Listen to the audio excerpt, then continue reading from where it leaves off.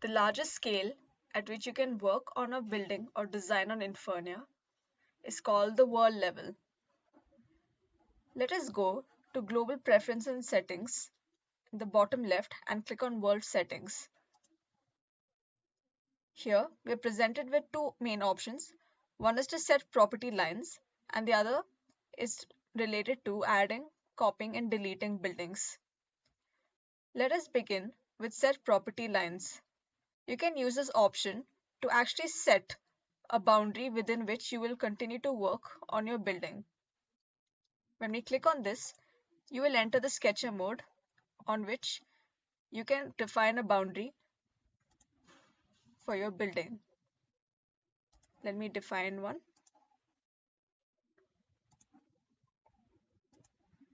And when I'm satisfied with the shape, I click on apply. The property lines are not visible in the 3D view, but when you go to the floor plan view, it is visible so that we have a reference to work on our design. When we go back to Global Preferences and Settings and click on World, we have the option of adding a building. Right now, when you go to the upper hand tab and click on the drop-down menu of Select Building, you can see that we have only building number 1, but we can add one more building using the world settings. To do so, let us click on New Blank Building. Now when you click on the drop-down menu over here, you can go to building number 2, which has been newly created. In this case, there is nothing in this setting because we have not created anything in building number 2 yet. Another thing we can do is suppose we go back to building number 1, or in fact if we go back to world, let's go to the floor plan mode, go back to world in global preference and settings, we have the option of copying the building. When we click on the drop down menu here, we have the option of copying either building 1 or building 2. Since there's nothing at present in building 2, we can click on building 1. And now you can see that building number 3, which is an exact copy, has been created.